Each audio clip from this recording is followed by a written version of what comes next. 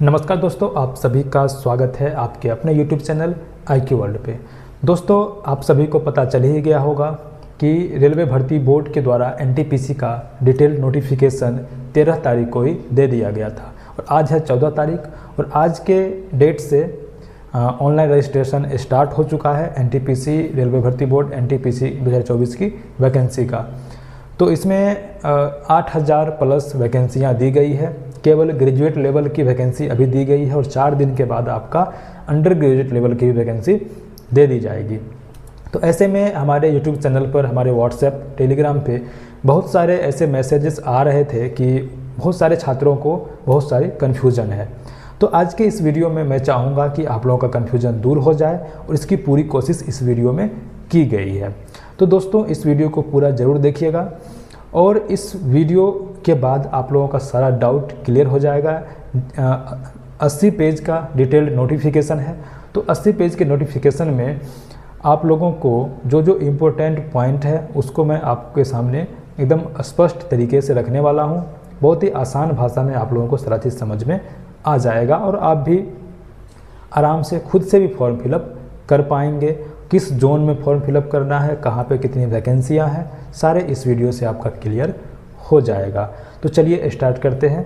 देखिए, सबसे पहले हम लोग इम्पोर्टेंट डेट्स देखेंगे कि कब से रजिस्ट्रेशन स्टार्ट है, कब तक होगा, फी पेमेंट कब तक कर सकते हैं और बारी बारी से हम लोग सारी चीज़ों को देखेंगे। इस नोटिफिकेशन 80 पेज का नोटिफिकेशन है। इसमें जो भी इम्पोर्टेंट आपके लिए महत्वपूर्ण है सभी कुछ हम लोग आज बहुत ही अच्छे ढंग से देखेंगे। देखिए, सबसे पहले अगर बात किया जाए तो date of publication in RRB website. तो RRB वेबसाइट पर इसका पब्लिकेशन कब किया गया, तो आप देख सकते हैं यहाँ पर कि RRB वेबसाइट पर 13/9 यानी कल के डेट में आपका पब्लिकेशन आया है। ठीक है। उसके बाद देखा जाए तो ये रजिस्ट्रेशन कब से स्टार्ट होगा, तो 14/9 से यानी आज से रजिस्ट्रेशन स्टार्ट होने का डेट है। आज से आप लोग फॉर्म फिलअप कर सकते हैं। क्लोजिंग डेट यानी कि ऑनलाइन रजिस्ट्रेशन का क्लोजिंग डेट कब है, कब ये रजिस्ट्रेशन बंद हो जाएगा, तो 13 अक्टूबर को रात में 11:59 तक आपका रजिस्ट्रेशन होगा। उसके बाद ये बंद हो जाएगा। उसके बाद रजिस्ट्रेशन बंद होने के यानी 13 तारीख के बाद कब तक आप फी पेमेंट कर सकते हैं, तो उसके बाद भी 2 दिन का समय दिया गया है। 14/10 और 15/10 को आप फी पेमेंट कर सकते हैं। उसके बाद देखिए कि फी पेमेंट कर दिए, 15/10 तक आपका फॉर्म फिलअप हो गया। उसके बाद 16/10 से लेकर के 25/10 तक आप जो है सब कुछ गलती फॉर्म में कर दिए हैं तो आप उसमें करेक्शन कर सकते हैं। 25/10 के बाद आपको कोई मौका नहीं दिया जाएगा करेक्शन करने का। ठीक है। तो आपने देखा कि फॉर्म पब्लिकेशन कब हुआ वेबसाइट पर, तो 13/9 को। फॉर्म फिलअप कब से हो रहा है, 14/9 से। कब तक होगा, तो 13/10 तक होगा। 14 से 15 तक आप फी पेमेंट कर सकते हैं। उसके बाद आपका 16 से लेकर के 25 अक्टूबर तक आप जो है जो करेक्शन है वो कर सकते हैं। तो आपने इतना चीज़ यहाँ पर आपने देख लिया। ठीक है। अब आते हैं आगे। अब देखिए, इस वैकेंसी में कौन कौन से पोस्ट के लिए यहाँ पर नोटिस दिया गया है, तो आप देख सकते हैं। फर्स्ट नंबर पर है chief commercial cum ticket supervisor, ये ठीक है, ये जो लेवल 5 का पोस्ट है। उसके बाद देखिए लेवल 6 का पोस्ट है। उसके बाद देखिए स्टेशन मास्टर, सबको पता है, बहुत ही पॉपुलर पोस्ट है, लेवल 6 का पोस्ट है। गुड्स ट्रेन मैनेजर, ये लेवल 5 का पोस्ट है। उसके बाद junior account assistant cum typist यानी कि JAA इसको बोलते हैं, तो ये भी लेवल 5 का पोस्ट है। और यहाँ पर सीनियर क्लर्क कम टाइपिस्ट, ये भी लेवल 5 का पोस्ट है। तो आप देख सकते हैं यहाँ पर कुल मिलाकर के 5 प्रकार के पदों की भर्तियाँ निकाली गई है। सभी क्या है, सभी ग्रेजुएट लेवल के पोस्ट हैं, सभी ग्रेजुएट लेवल के पोस्ट हैं। एक भी इसमें अंडर ग्रेजुएट लेवल का नहीं है। अंडर ग्रेजुएट लेवल का जो वैकेंसी है वो अभी नोटिफिकेशन 4 दिन के बाद यानी कि 18 तारीख से फॉर्म फिलअप होगा, तो उसका 17 तारीख को आपको नोटिफिकेशन देखने को मिल जाएगा। ठीक है। अब आगे बढ़ते हैं हम लोग। देखिए, डिटेल्ड वैकेंसी दिया हुआ है, detailed vacancy at a glance, यानी कि देखिए chief commercial cum ticket supervisor, मैंने बताया लेवल 6 का पोस्ट है, जिसका बेसिक 35,400 रुपये का होता है। मेडिकल स्टैंडर्ड B2 मेडिकल होगा। 18 से 33 साल ऐसे एज होता है, लेकिन 3 साल का सबको रिजर्वेशन दिया गया है। 18 से 36 साल तक आप फॉर्म फिलअप कर सकते हैं। 1736 पोस्ट टोटल मिला करके इस पद की वैकेंसी है 1736। स्टेशन मास्टर ये भी लेवल 6 का पोस्ट है। उसके बाद सेम सब कुछ है, इसमें पोस्ट है कितना 994। बहुत ही कम स्टेशन मास्टर की भर्तियाँ दी गई है इस बार। सबसे ज़्यादा गुड्स का यानी कि गुड्स ट्रेन मैनेजर का दिया गया है। ये लेवल 5 का पोस्ट है जिसका बेसिक होता है 29,200। इसका मेडिकल A2 है। इसमें भी 18 से 36 साल तक एज वाले भर सकते हैं। 3144 पोस्ट पर इसकी भर्तियाँ दी गई है। Junior account assistant cum typist का ये भी लेवल 5, ठीक है, इसकी भर्तियाँ 1507 पदों पर है। सीनियर कमर्शियल कम टाइपिस्ट ये भी लेवल 5 का पोस्ट है, इसकी भर्तियाँ हैं 732। कुल मिलाकर के 8100 यानी 8113 पदों पर भर्तियाँ दी गई है। अब देखिए पहले क्या था कि अगर आप युवा से हैं तो आपकी जो एज थी वो 18 से 33 साल होती थी, लेकिन इस बार क्या किया है कि 18 से 36 साल एज कर दिया गया है। क्यों किया गया है? क्योंकि देखिए यहाँ पर एक लाइन आपको दिया हुआ मिल जाएगा, this include A relaxation 3 years, यानी 3 साल का जो रिलैक्सेशन दिया गया है तो वो जो है one time measure due to the कोविड-19 पेंडेमिक। जो कोविड-19 महामारी आया था कोविड-19, तो उसी के कारण 3 साल की जो यहाँ पर छूट दिया गया है एज में, तो उसका कारण है कोविड महामारी। ठीक है, अब आगे बढ़ते हैं हम लोग, कुछ और इम्पोर्टेंट पॉइंट हम लोग देख लेते हैं। अब एक रहता है कि ग्रेजुएशन फाइनल नहीं हुआ है, अपियरिंग में है, तो क्या फॉर्म फिलअप कर सकते हैं? तो उसके लिए देखिए यहाँ पर कि क्लियर लिखा हुआ है कि candidate should ensure that they possess fulfil all eligibility condition prescribed for the post. देखिए यहाँ पर ये देखिए क्लियर लिखा हुआ है कि आपका जो लास्ट डेट है फॉर्म भरने का 13/10, तो उस डेट तक आप अगर ग्रेजुएट हो गए हैं तो आप फॉर्म फिलअप कर सकते हैं। यानी कि लास्ट डेट तक आपका जो एलिजिबिलिटी कंडीशन है वो फुलफिल होना चाहिए। ठीक है, तो देखिए यहाँ पर कि candidate waiting for final results of prescribed educational qualification should not apply. यानी कि आप ग्रेजुएशन पार्ट 3 का एग्ज़ाम दे चुके हैं, लेकिन आपका रिजल्ट जो है 13/10/2024 तक नहीं आया है, तो आप फॉर्म फिलअप नहीं कर सकते हैं। आपका फाइनल रिजल्ट 13/10/2024 से पहले हो जाना चाहिए, तभी आप फॉर्म फिलअप कर सकते हैं। अगर आपका रिजल्ट वेटिंग में है तो आप फॉर्म फिलअप नहीं कर सकते हैं। ठीक है, अब देखिए, अब आगे बढ़ते हैं। अब देखिए आपके पास क्या क्या कंपलसरी होना चाहिए फॉर्म फिलअप करने से पहले। देखिए 4 नंबर पॉइंट देखिएगा, क्लियर लिखा हुआ है कि candidate should have their own mobile number. Candidate का अपना मोबाइल नंबर होना ही चाहिए। ठीक है, और वैलिड और एक्टिव पर्सनल ईमेल आईडी भी उनका होना चाहिए कैंडिडेट का। ठीक है, और इस मोबाइल नंबर और जो ईमेल आईडी है दोनों को आपको तब तक रखना है जब तक कि ये वैकेंसी फाइनल स्टेज में ना पहुंच जाए, आपकी ज्वाइनिंग ना हो जाए। क्यों? क्योंकि कोई भी इन्फॉर्मेशन देना हो आरआरबी को तो आपके मोबाइल नंबर पर आएगा या नहीं तो ईमेल पर आएगा। तो ईमेल और मोबाइल नंबर आपको पूरे जो सिलेक्शन प्रोसेस है उसके दौरान आपको एक्टिव रखना होगा। अगर आपका किसी कारणवश मोबाइल नंबर बंद हो जाता है या ईमेल बंद हो जाता है तो इसका जिम्मेवारी रेलवे भर्ती बोर्ड के पास नहीं होगा। ठीक है, तो आप कंप्लीटली समझ गए होंगे। ठीक है, आगे बढ़ते हैं अब। और एक चीज़ और कहा गया है कि एप्लीकेशन जो है, आवेदन जो है सब ऑनलाइन ही करेंगे, ऑफलाइन आवेदन जो है सो आपका इसमें मान्य नहीं होगा। आगे देखिए,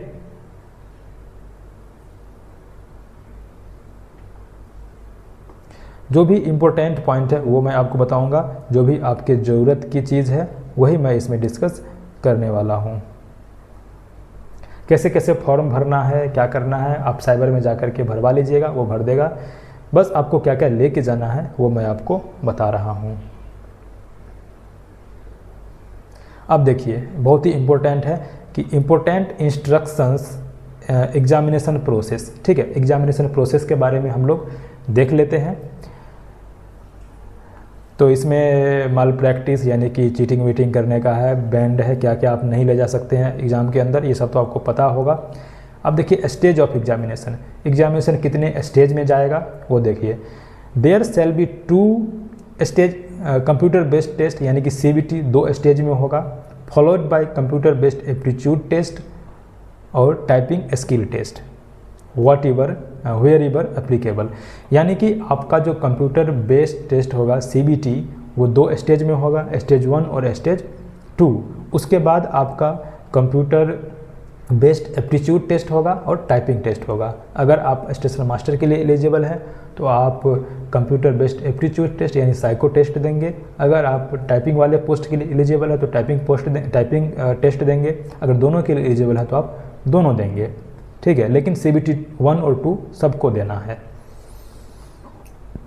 जैसे देखिए लिखा हुआ है computer based aptitude test for station master and typing skill test for senior clerk cum typist, junior accountant assistant cum typist, ये दोनों के लिए टाइपिंग टेस्ट होगा। अब देखिए goods guard, goods train manager, senior commercial cum ticket supervisor, ये सब के लिए आपका CBT 1 CBT 2 होगा। उसके बाद आपका सीधा डॉक्यूमेंट वेरिफिकेशन होगा, इसमें साइको टाइपिंग ये सब नहीं होता है, ठीक है। अब देखिए काफ़ी इंपॉर्टेंट पॉइंट है यहाँ पर, देखिए कि short listing for various stage, short listing for various stage. देखिए इसमें कह रहा है कि RRB wise short listing of candidate, यहाँ पर देखिए RRB वाइज दिया हुआ है, आपका RRB वाइज शॉर्ट लिस्टिंग होगा, ठीक है। For second stage CBT, second stage CBT के लिए RRB वाइज शॉर्ट लिस्टिंग होगा। जिस RRB में जितना पोस्ट है, जितना पद खाली है, जितना पोस्ट की वैकेंसी आई है उसका 15 गुना जो दोस्तों ये दिया जाएगा CBT 1 में रिजल्ट दिया जाएगा CBT 2 के लिए, ठीक है। और पिछले बार आपको पता होगा 2019 वाली वैकेंसी में 20 गुना रिजल्ट दिया गया था CBT 1 में CBT 2 के लिए, तो यहाँ पर 5 गुना कम कर दिया गया है, 15 गुना कर दिया गया है, ठीक है। अब देखिए आगे देखिए कि the short listing for computer based aptitude test and typing skill test shall be the extent of 8 times the vacancy. अब देखिए जो हमारा 15 गुना रिजल्ट दिया था CBT 2 के लिए, तो CBT 2 अगर आप पास करेंगे, अगर आप टाइपिंग के लिए पास कर गए हैं, साइको के लिए पास कर गए हैं, तो CBT 2 में 5 गुना रिजल्ट दिया जाएगा, जितना पद खाली है उसका 5 गुना टाइपिंग के लिए और साइको के लिए। जैसे कि देख सकते हैं यहाँ पर कि 100 अगर सीट है किसी बोर्ड में 100 सीट है, तो CBT 1 में कितना पास करेगा, इसका 15 गुना यानी कि 1500 पास करेगा, ठीक है। ये जाएगा कहाँ, CBT 2 में, तो CBT 2 में से कितना पास करेगा, CBT 2 में पास करेगा कितना 500, ठीक है, 500 पास करेगा, क्योंकि दिया हुआ यहाँ पर कि आपका 8 टाइम यानी कि 800 पास करेगा, 8 टाइम है तो 800 पास करेगा। ये किसके लिए पास करेगा, ये साइको के लिए या टाइपिंग के लिए, ठीक है। और जो मतलब जो इसके लिए गार्ड के लिए या कमर्शियल कम सुपरवाइज़र के लिए एलिजिबल है, तो जितना सीट है उतना ही उसमें पास किया जाएगा, ठीक है। अब हम लोग आगे बढ़ते हैं, समझ गए होंगे उम्मीद है। अब जनरल इंस्ट्रक्शंस दिया गया है, ये सब आपको ज़रूरत नहीं है।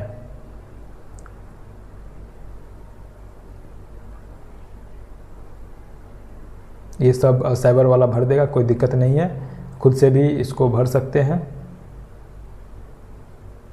अब देखिए 1.11 पॉइंट में देखिए दिया हुआ है कि प्रेफरेंस ऑफ पोस्ट्स एंड और रेलवेज यूनिट। देखिए आप जब फॉर्म फिलअप कर रहे हैं तो आपको अभी ही फॉर्म फिलअप करिएगा तो आपको कौन से पोस्ट पे काम करने का आपका इच्छा है, ठीक है। आप किस पोस्ट के लिए आपको लगता है कि आपके लिए अच्छा पोस्ट है, तो पोस्ट प्रेफरेंस सैलरीज के हिसाब से आप दे सकते हैं, ठीक है। आपका पसंदीदा पोस्ट कौन सा है तो आप प्रेफरेंस अभी दे सकते हैं। तो ये प्रेफरेंस आपका जो फाइनल मेरिट बनेगा तो इस प्रेफरेंस को ध्यान में रखा जाएगा और तभी आपका फाइनल मेरिट बनाया जाएगा। अगर आप एलिजिबल हैं तो ये पोस्ट आपका प्रेफरेंस वाला पोस्ट आपको दिया जाएगा, ठीक है। अब आते हैं, अब देखिए जो SC ST में आते हैं कैंडिडेट, SC और या ST में आते हैं तो उनको फॉर्म भरते टाइम ही यस करना होगा कि आप रेलवे में रिजर्वेशन के हकदार हैं आपको फॉर्म भरते टाइम में यस करना होगा और आपको एससी या एसटी का सर्टिफिकेट भी अपलोड करना होगा उस टाइम फॉर्म भरते टाइम, ठीक है। और जब आप यात्रा कर रहे होंगे रेलवे में रिजर्वेशन में, तो आपको ओरिजिनल एससी एसटी सर्टिफिकेट जो है सो आपको टीटी को जो टिकट चेक करते हैं उनको भी दिखाना होगा आधार कार्ड के साथ, वही इस पॉइंट में लिखा गया है।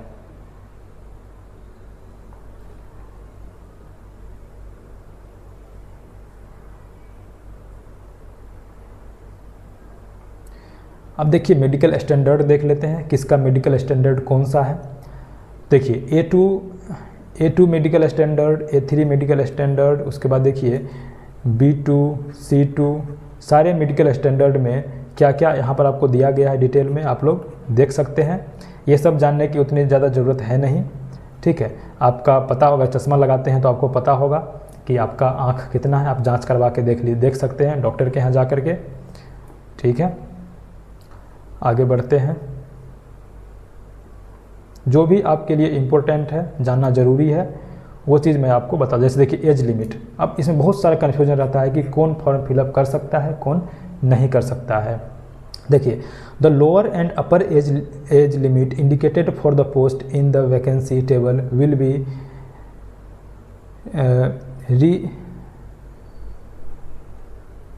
रिकनोड एज ऑन 1/1/2025। अब देखिए जो भी वैकेंसी काउंट किया, एज लिमिट काउंट किया गया है वो 1/1/2025 को ध्यान में रखते हुए काउंट किया गया है, चाहे अपर एज लिमिट हो चाहे लोअर एज लिमिट हो।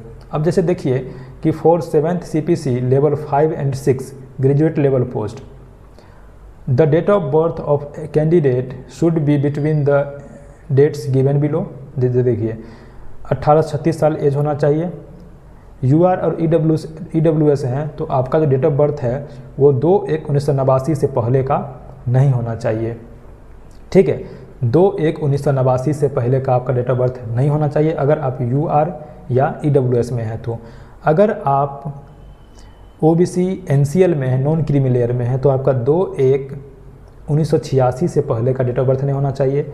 SC ST में है तो 2/1/1984 से पहले का नहीं होना चाहिए, ठीक है। और लोअर एज लिमिट कह रहा है कि आप कोई भी कम्युनिटी में है, कोई भी कम्युनिटी से है, चाहे OBC हो, EWS हो, UR हो, SC ST हो, आपका डेट ऑफ बर्थ जो है सो 1/1/2007 के बाद का नहीं होना चाहिए, 1/1/2007 से पहले का ही होना चाहिए, ठीक है। आपको यह चीज़ बिल्कुल समझ में आ गया होगा। अब देखिए किसको किसको कितना रिलैक्सेशन दिया गया है। आप देख सकते हैं कि OBC को दिया गया है 3 साल का, SC ST को 5 साल का, एक्स सर्विसमैन जो है उसको भी 3 साल का दिया गया है, ठीक है। एक्स सर्विसमैन में जो OBC NCL है 6 साल का, जो SC ST है उसको 8 साल का दिया गया है। PWBD आप देख सकते हैं, इसको ज़्यादा कुछ इसमें खास है नहीं, समझने का चीज़ कुछ है नहीं, ठीक है। अब आते हैं नेक्स्ट, देखते हैं एग्जामिनेशन फी। देखिए एजुकेशनल क्वालिफिकेशन पहले देख लीजिए। देखिए एजुकेशनल क्वालिफिकेशन में क्या दिया हुआ है कि आपका कोई भी इंडिया के किसी भी बोर्ड, यूनिवर्सिटी, इंस्टीट्यूट से आपका क्लोजिंग डेट से पहले तक का आपका मिनिमम जो है ग्रेजुएशन होना चाहिए, ठीक है। Minimum graduation. Those awaiting result of the final examination of the prescribed minimum education qualification should not apply. अगर आप फाइनल रिजल्ट का वेट कर रहे हैं तो आप एलिजिबल नहीं होंगे, अप्लाई नहीं कर सकते हैं। एग्जामिनेशन फ़ी देखिए ऑल कैंडिडेट को कितना एग्जामिनेशन फ़ी होगा, 500 रुपया, ठीक है। देखिए for all candidates except the concession category mentioned below serial number 2, यानी कि सीरियल नंबर 2 में जैसे PWBD, female, transgender, ex serviceman candidate, SC ST minority communities, ठीक है, EBC कैंडिडेट, ये सब को छोड़ करके जो भी कैंडिडेट हैं उनको 500 रुपये का फ़ी लगेगा। अब देखिए out of this fee of Rs 500 an amount of Rs 400 shall be refunded daily deducting bank charge on appearing in first stage CBT। अगर आप 500 रुपया में फॉर्म भरते हैं अभी और फर्स्ट स्टेज CBT में एग्ज़ाम में बैठ जाते हैं तो आपका 400 रुपया रिफंड हो जाएगा, ठीक है। उसमें से बैंक चार्ज काटते हुए 400 रुपया आपका रिफ़ंड कर दिया जाएगा। लेकिन अगर आप जो 2 नंबर में जो भी यहाँ पर कैटेगरी दिए गए हैं, तो उस कैटेगरी में अगर आप आते हैं तो आपका 250 रुपये फ़ी होगा। और दिस फ़ी 250 रुपया फ़ी जो है वो पूरा का पूरा CBT 1 के बाद आपका वापस कर दिया जाएगा। इसमें एक शर्त, छोटा सा शर्त है कि आपको CBT 1 एग्ज़ाम में आपको बैठना होगा। अगर CBT 1 एग्ज़ाम में आप स्किप कर देते हैं, नहीं बैठते हैं, तो आपका कोई फ़ी वापस नहीं होगा। क्लोजिंग डेट तो ये सब पता है आपको, मैंने शुरुआत में ही बता दिया था, ठीक है। इसमें कोई वर्टिकल रिजर्वेशन ये सब जानने की आपको ज़रूरत नहीं है। EWS कहाँ से बनवाना है वो आप देख सकते हैं। देखिए यहाँ पर 3 ऑप्शन दिया हुआ है, कहीं से भी आप EWS बनवा सकते हैं, ठीक है। इसको आप वीडियो रोक करके इसको पढ़ लीजिएगा। हॉरिजॉन्टल रिजर्वेशन के बारे में आपको जानने का ज़रूरत नहीं है, एक्स सर्विसमैन क्या है ये सब जानने का ज़रूरत नहीं है आपको। ये सब PWBD ये सब कोई ज़रूरत नहीं है। चलिए अब हम लोग जल्दी जल्दी आगे बढ़ते हैं, वीडियो भी लंबा होते जा रहा है।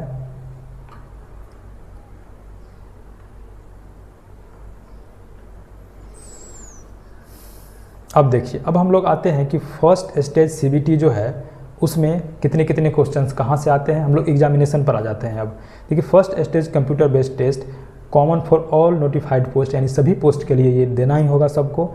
इसमें 90 मिनट का समय दिया जाता है। General awareness 40 question, math 30 question, reasoning 30 question, यानी टोटल 100 क्वेश्चन पूछा जाता है, ठीक है। Total 100 question. देखिए निगेटिव कितना है, निगेटिव 1/3 निगेटिव आपका होगा, ठीक है। और यहाँ पर देखिए आपका जो एग्जामिनेशन का ड्यूरेशन होगा वो कितना होगा, वो आपका होगा 90 मिनट का, ठीक है, 90 मिनट का होगा। और जो PWBD कैंडिडेट हैं उनका जो स्क्राइब का इस्तेमाल कर, स्क्राइब मतलब होता है कि अगर आप PW है कैंडिडेट हैं तो आप एक स्क्राइब ले सकते हैं, किसी दूसरे आदमी को एग्जाम में बैठा सकते हैं। आप उनको आंसर बताइएगा और वो टिक करेंगे, ठीक है। तो उनके लिए 120 मिनट का समय यानी 2 घंटे का समय दिया जाएगा। आप लोगों को 1.5 घंटे का समय दिया जाएगा। अब देखिए, फर्स्ट स्टेज जो है वो आपको केवल पास करना है, मेरिट में उसका कोई योगदान नहीं होगा। सेकेंड स्टेज देखिए, candidate who are short listed for second stage CBT availing the reservation benefit of centralize employment notice, ठीक है। चलिए ये सब, अब देखिए अब हम लोग सिलेबस पे आते हैं। मैथ में क्या क्या आएगा, देखिए number system, decimal fraction, LCM, HCF, ratio, proportion, percentage, mensuration, time and work, time and distance, simple and compound interest, profit and loss, ठीक। उसके बाद elementary algebra, geometry, trigonometry, elementary statistics. इतने सारे जो है सो मैथ में चैप्टर आपको पढ़ने हैं। ज़्यादा नहीं है, बिल्कुल कम है, आपका 1 महीना में सारा कंप्लीट हो जाएगा। जनरल इंटेलिजेंस एंड रीजनिंग में देखिए analogies, completion of number of alphabetical series, coding and decoding, mathematical operations, उसके बाद similarities and differences, relationships, analytical reasoning, उसके बाद syllogism, jumbling, venn diagrams, puzzle, data sufficiency, statement, conclusion, statement, courses of action, decision making, maps, interpretation of graphs. इतने हैं। इसमें logical, analytical, verbal, non verbal सारे reasoning आपको पूछे जाएंगे। ये भी ज़्यादा नहीं है, इसमें भी 1 महीना का समय लगेगा, सारा आपका कंप्लीट हो जाएगा। 1 महीना में आप सीख जाइएगा, फिर प्रैक्टिस करते रहिएगा। जनरल अवेयरनेस में देखिए 10th क्लास का आपको 10th लेवल का पूछा जाएगा, ठीक है। इसको आप लोग खुद से देख सकते हैं, वीडियो को रोक करके इसको आप लोग स्क्रीनशॉट ले करके ज़रूर रख लीजिएगा कि आपको क्या क्या पढ़ना है। देखा जाए तो आपको SPD, रेलवे सामान्य अध्ययन, उसके बाद लूसेंट, ये दोनों पढ़ लीजिएगा अच्छे ढंग से, तो आपका सारा यहाँ पर जितना भी दिया हो सिलेबस सारा कवर हो जाएगा। और बार बार आप लोग TCS का पूछा गया क्वेश्चन प्रैक्टिस करिएगा, तो उससे आपका अच्छा हो जाएगा GK। सेकेंड स्टेज CBT में देखिए, सेकेंड स्टेज CBT में क्या क्या आएगा। एक तो आपको मैंने बताया कि 15 गुना रिजल्ट फर्स्ट स्टेज CBT में दिया जाएगा। सेकेंड स्टेज CBT में 90 आपके मिनट रहेंगे, 50 GK, 35 math, 35 reasoning, and total 120 question पूछे जाएंगे। समय उतना ही रहेगा, यहाँ पर क्वेश्चन 120 हो गया, ये थोड़ा सा टफ हो जाता है, आपका स्पीड और ज़्यादा बढ़ाना होता है इसमें। मैथ का सिलेबस आपका बिल्कुल सेम है PT के जैसा, CBT 1 के जैसा। रीजनिंग भी एकदम सेम है CBT 1 के जैसा। GK भी एकदम सेम है CBT 1 के जैसा, ठीक है। बस आपका क्या है, प्रैक्टिस बढ़ाना है, आपको स्पीड बढ़ाना है, कैलकुलेशन तेज़ करना है, मैथ रीजनिंग को, GK को ज़्यादा याद करना है। आगे बढ़ते हैं। अब CBAT पर आते हैं। CBAT का अभी रहने देते हैं, पहले तो आप CBT 1 CBT 2 पास करिए। टाइपिंग और साइको का बाद में हम लोग बात करेंगे। टाइपिंग और अब देखिए DB का भी हम लोग बाद में बात करेंगे, DB का भी ज़रूरत नहीं है। अब देखिए इसमें दिया हुआ है किस में टाइपिंग है, किस में स्किल टेस्ट है, सब चीज़ दिया गया। देखिए गुड्स ट्रेन मैनेजर में लेवल 5 का है, CBT 1 CBT 2 सभी के लिए है, सभी पोस्ट के लिए CBT 1 CBT 2 है, सबको देना है। लेकिन गुड्स ट्रेन मैनेजर के लिए आपको टाइपिंग या साइको नहीं देना है। सीनियर क्लर्क कम टाइपिस्ट में आपको टाइपिंग देना है। Junior account assistant cum typist में आपको टाइपिंग देना है। चीफ कमर्शियल कम सुपरवाइजर में आपको कुछ भी नहीं देना है। स्टेशन मास्टर में आपको साइको देना है। इतना चीज़ आप देख लिए यहाँ पर। नॉर्मलाइजेशन कैसे होगा ये चीज़ आपको बाद में पता चलेगा, ठीक है। हाउ टू अप्लाई कैसे करना है, फ़ोटो कैसा चाहिए। देखिए फ़ोटो कैसा चाहिए वो देखिए कैंडिडेट फोटोग्राफ में देखिए JPEG इमेज साइज 20 KB से 50 KB के बीच, ठीक है। 15 का 1 पारा 15 का 1 में आपको डिटेल दिया गया। चलिए 15 के 1 में हम लोग देख लेते हैं।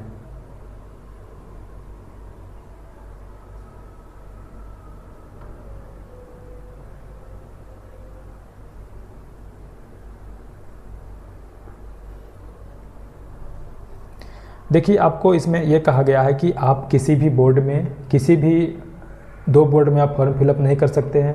किसी भी 2 पोस्ट के लिए आप फॉर्म फिलअप नहीं कर सकते हैं। एक ही फॉर्म में आपको सारे पोस्ट प्रीफरेंस देने होंगे। 2 फॉर्म फिलअप आपको नहीं करना है। अगर 2 फॉर्म फिलअप करते हैं तो दोनों फॉर्म आपका रिजेक्ट हो जाएगा, ठीक है। यही कहा गया है कि आप 2 बोर्ड में भी फॉर्म फिलअप नहीं कर सकते हैं, बिल्कुल भी आपको ऐसा नहीं करना है। ऑनलाइन एप्लीकेशन कैसे भरा जाए ये सब दिया गया है, ठीक है। कोई बात नहीं है, ये सब जानने का भी ज़रूरत नहीं है आपको। अब देखिए फोटोग्राफ्स एंड सिग्नेचर अपलोड। तो candidate will be automatically directed to photo and signature upload part of the application, ठीक है। फोटोग्राफ आपका कैसा होना चाहिए। देखिए फोटोग्राफ में देखिए it should be A colour passport photograph with white या लाइट कलर बैकग्राउंड। देखिए यहाँ पर क्या दिया है, वाइट या लाइट कलर आपका बैकग्राउंड होना चाहिए। वाइट या लाइट कलर का बैकग्राउंड होना चाहिए। ये सब पिक्सल विक्सल तो आपका कर दिया जाएगा। फोटो आपका वाइट बैकग्राउंड या लाइट बैकग्राउंड होना चाहिए। 20 से 50 KB के बीच होना चाहिए। लेटेस्ट फोटोग्राफ होना चाहिए, ठीक है।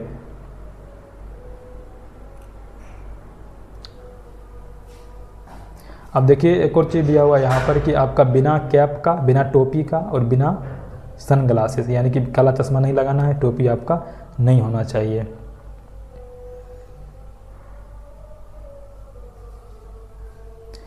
सिग्नेचर के बारे में देखिए, सिग्नेचर में दिया हुआ है कि ब्लॉक लेटर में आपका सिग्नेचर नहीं होना चाहिए, ठीक है। और इमेज, सिग्नेचर का इमेज भी JPEG या JPG फॉर्मेट में होना चाहिए। 10 से 40 KB के बीच होना चाहिए सिग्नेचर। और वाइट पेपर पर ब्लैक पेन से आपको सिग्नेचर करके देना है।